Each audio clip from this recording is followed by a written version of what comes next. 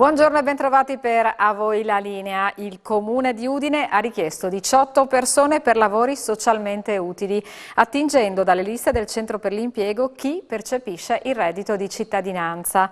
Ne ha trovate solo 3. Ci racconta tutto Isabella Gregoratto con il supporto tecnico di Paolo Bassi.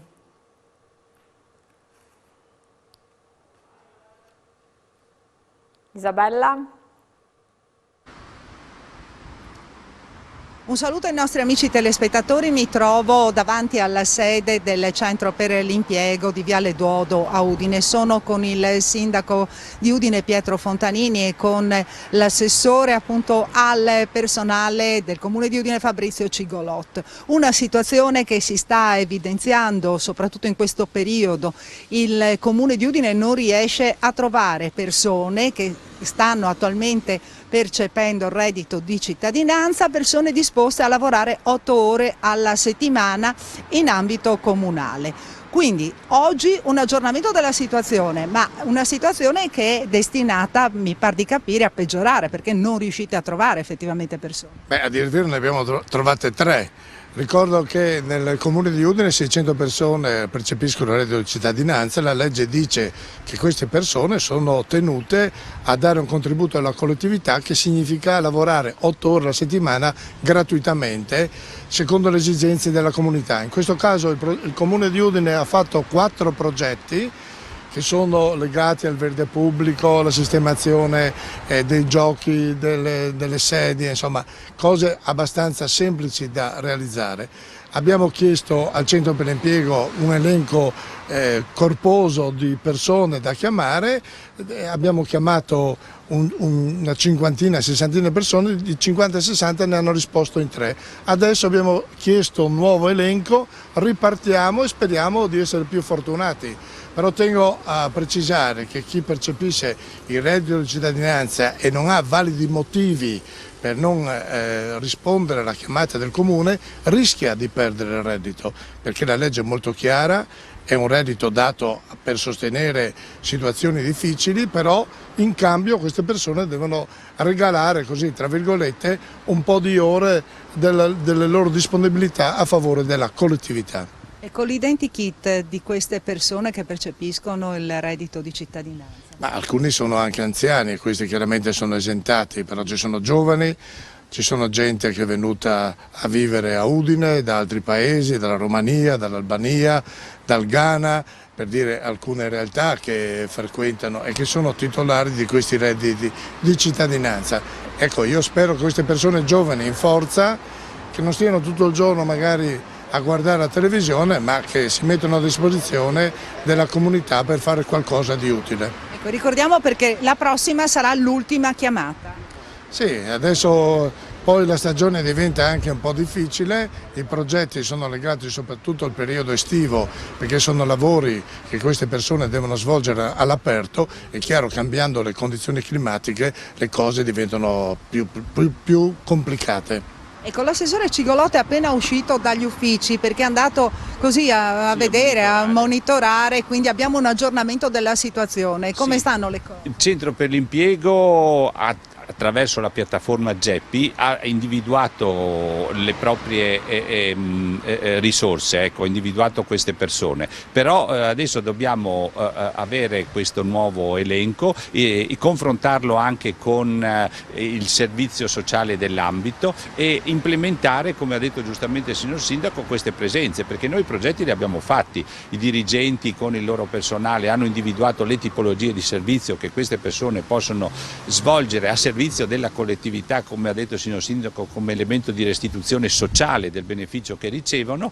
e quindi abbiamo, posso dire, anche l'esigenza di poterle mettere a servizio, perché i progetti che sono stati individuati sono progetti che danno dei riscontri concreti anche a quella che è l'attività e le funzioni che svolge il Comune. E cerchiamo di presidiare il più possibile, di insistere per quelli che sono gli elementi che dettano la legge, ma anche per quella che è la nostra sensibilità come amministrazione, chiaramente, ecco. E quindi io spero che già nei prossimi giorni si possa completare questo elenco, si possano individuare le persone e possano essere messe a disposizione dei servizi che abbiamo individuato. Ne individueremo anche degli altri, perché giustamente il signor Sindaco ha detto adesso cambiano le condizioni meteo, non possiamo lavorare tutti all'aperto, ci sono anche delle iniziative che possiamo svolgere all'interno dei palazzi comunali e di queste noi presenteremo un'ulteriore richiesta nei prossimi giorni. Ecco, tra l'altro possiamo parlare anche della situazione negli uffici comunali, perché c'è stato un turnover abbastanza importante, no?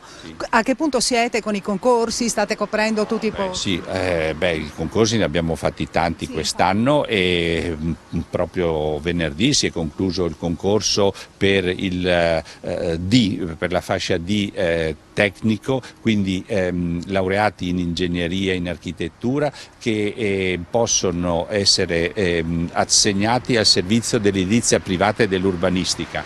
Si è conclusa la fase del concorso con l'individuazione di 7 persone idonee, di queste 3 verranno assunte subito. C'è anche un concorso sempre per D, quindi per laureati, da applicare nei servizi tecnici all'area dei lavori pubblici. L'orale si farà il giorno 3 di settembre e quindi anche lì prevediamo 3 ma anche 4 ulteriori laureati sempre in discipline tecniche da assumere, e questi implementeranno il settore dei lavori pubblici che ha estremo bisogno di questo personale. Ricordo che si era già concluso nel mese di luglio il concorso per i C, cioè per la fascia dei diplomati in discipline tecniche, geometri, periti edili, ecco, e lì avevamo individuato 9 persone, di queste 4 sono state già chiamate per le visite mediche, l'immediata assunzione. Quindi diciamo che nell'area tecnica abbiamo completato il percorso.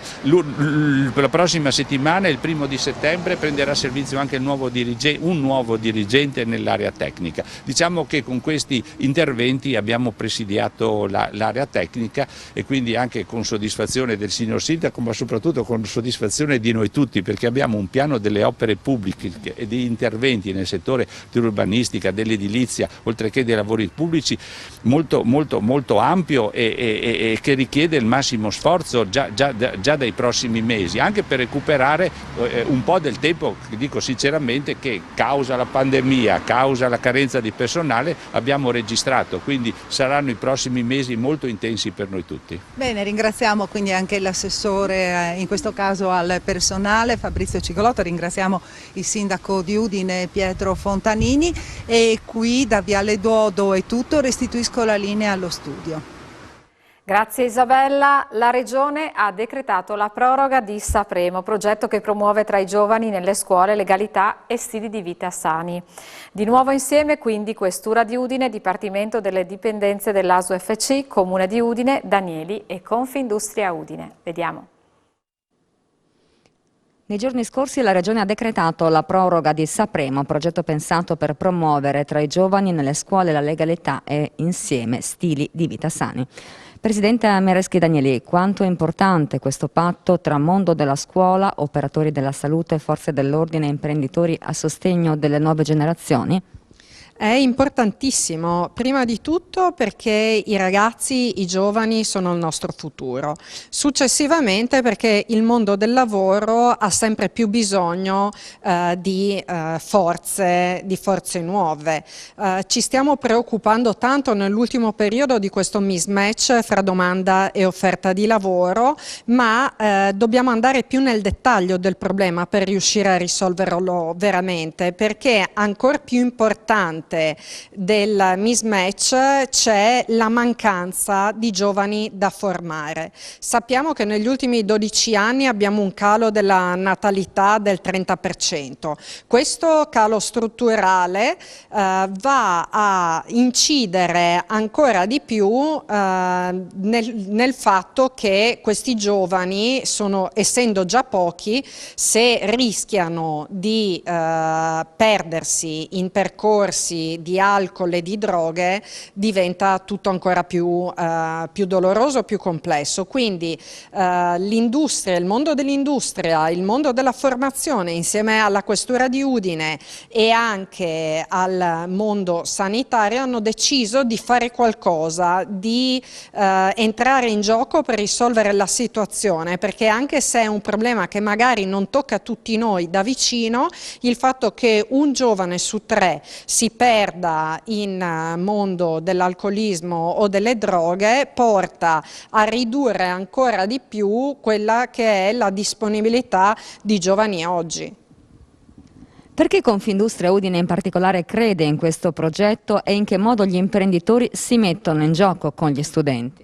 Crediamo in questo progetto perché dare una prospettiva oggi è importantissimo. Come facciamo a dare una prospettiva? Andando a parlare ai giovani nel loro linguaggio e andando a raccontare che la vita è fatta di insuccessi e che l'insuccesso è uno scalino per riuscire a fare qualcosa nella vita, perché ci spiega cosa significa sbagliare e ci fa capire quali sono gli errori da evitare. Quindi avere insuccesso non è assolutamente un qualcosa di cui vergognarsi, è uno step prodromico al successo di domani, e questo noi dobbiamo spiegarlo ai nostri ragazzi e dobbiamo far capire che è successo a tutti noi. Sapremo non si è fermato nonostante il Covid, anche se è stato necessario ripensare al progetto. E già si guarda alla prossima edizione. Tra i temi sui quali si rifletterà ci sono la responsabilità e le scelte, questioni che sono pane quotidiano per gli imprenditori. Non si è fermato perché, essendo un progetto che noi consideriamo fondamentale, non poteva fermarsi. Quindi ovviamente, come ha dovuto essere ripensato il mondo della scuola e la sua didattica, anche noi abbiamo ripensato in maniera sempre più digitale il progetto Sapremo. Quindi andremo avanti con questa doppia modalità, quindi sia in presenza che via web, per far sì che si continui a mantenere alta la guardia rispetto a questa problematica dei ragazzi della nostra società. C'è un messaggio che vuole rivolgere ai giovani che tra poco torneranno sui banchi di scuola?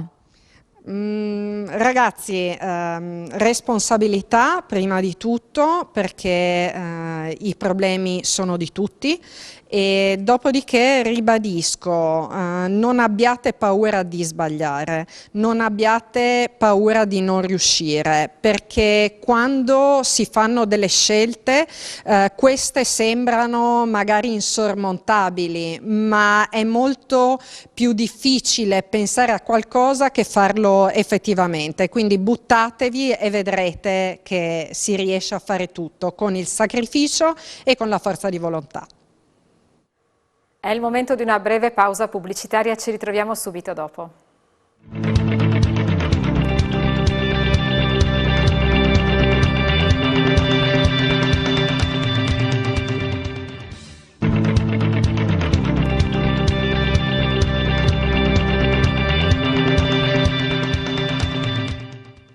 Rieccoci nuovamente assieme per rimettere in sesto i settori del commercio e del turismo. Anche nella nostra regione saranno fondamentali i fondi messi a disposizione dall'Europa attraverso molti bandi, occasioni da sfruttare al massimo, cosa non sempre accaduta in passato. Ne abbiamo parlato con Alberto Marchiori, consigliere del CESE a Bruxelles. Sentiamo. Alberto Marchiori, consigliere del Comitato Sociale Economico Europeo, unico membro italiano per quanto riguarda commercio e turismo. Qual è la situazione attuale sui fondi comunitari che potrebbero interessare il nostro territorio? La situazione per il nostro comparto è una situazione difficile, lo è non solo in Italia, lo è a livello europeo ovviamente, visto che noi abbiamo una panoramica complessiva.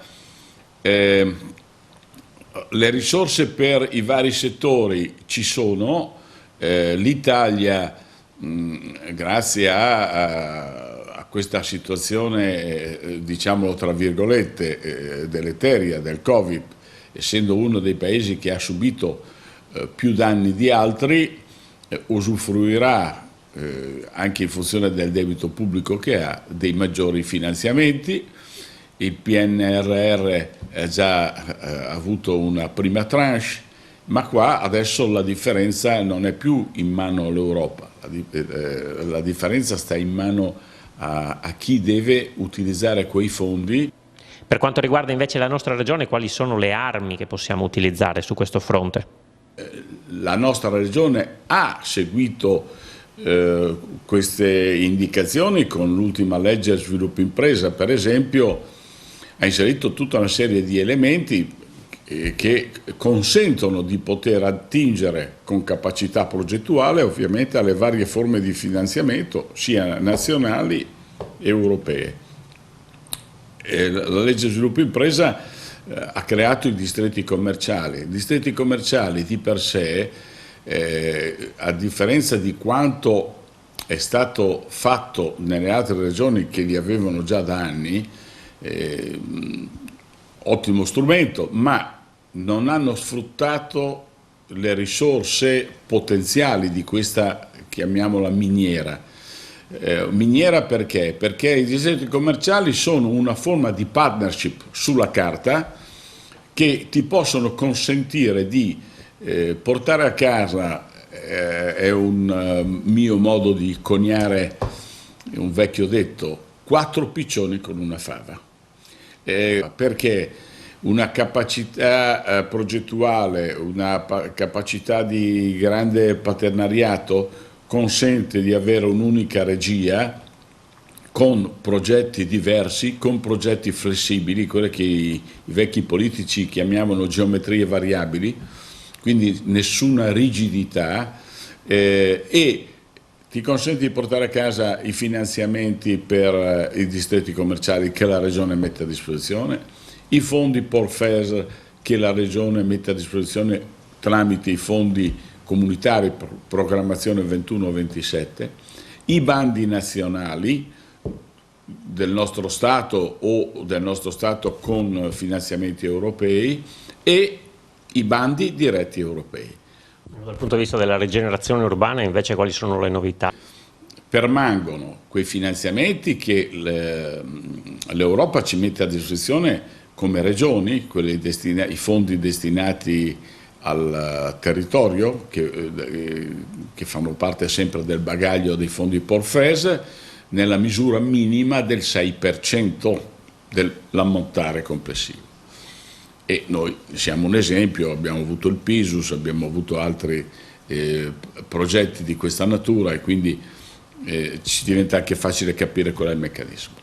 Poi esistono bandi nazionali che hanno sempre comunque, come dire, risorse europee alle spalle, tipo quelli del recente PNRR, il bando Pinqua che il Comune di Pordenone ha vinto, 26 milioni, ecco, hanno quella provenienza.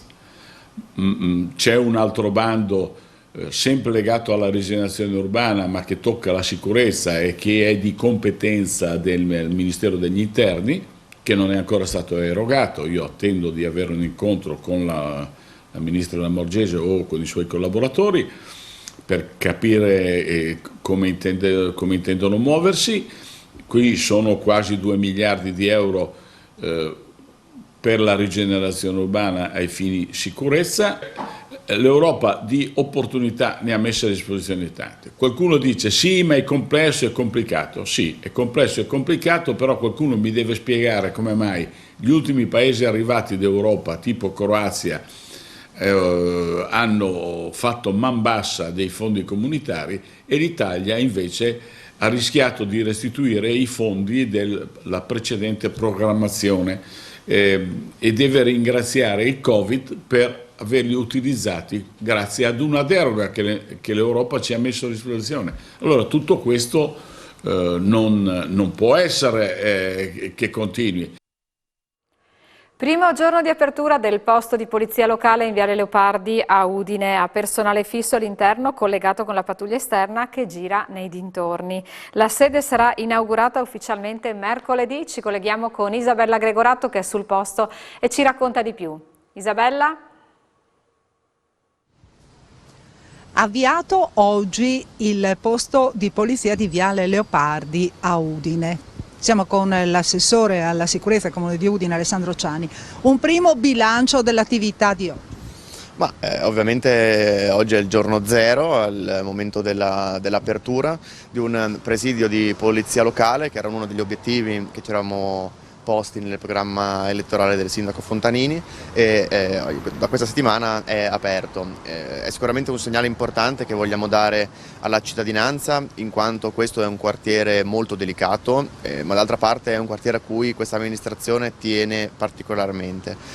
Ovviamente le attività da fare sono numerosissime per restituire dignità, sicurezza a questo quartiere. Servirà molto tempo, perché noi riteniamo che nel corso degli anni passati sia stato fatto troppo poco, e quindi abbiamo un grande gap da colmare, però sapere che c'è un ufficio, un presidio aperto tutti i giorni per la popolazione riteniamo che sia un segnale molto positivo e molto importante per tranquillizzare le persone e affinché i residenti sappiano che l'amministrazione comunale è dalla loro parte.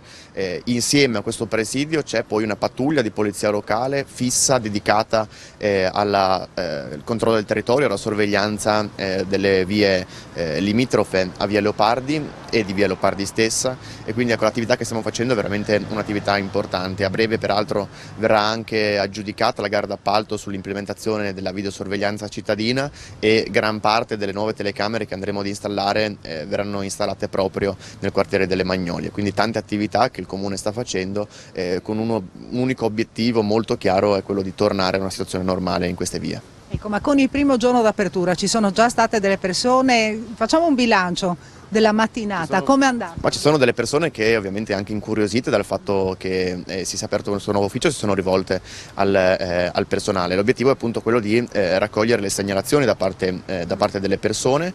Gli operatori all'interno del presidio sono ovviamente in contatto diretto con chi fa l'attività di sorveglianza all'esterno. Questa è una cosa fondamentale da sapere. Ovviamente per aprire questo ufficio non abbiamo tirato dentro personale, ma il personale che lavora all'esterno, che è quello che materialmente poi garantisce la sicurezza, resta a fare attività esterna. Certamente però abbiamo ricevuto delle persone che sono particolarmente soddisfatte di questa iniziativa da parte dell'amministrazione comunale. E con un ufficio che rimane aperto quante ore al giorno? Un ufficio che rimane aperto sulla base degli orari di turno degli agenti della polizia locale, quindi dalle 7:30 del mattino fino alle 7:30 della sera. Partiamo così, non escludiamo la possibilità anche di allungare l'apertura anche in orario più tardi. Ovviamente però ci sono tutta una serie di questioni, in particolare riguardanti il personale.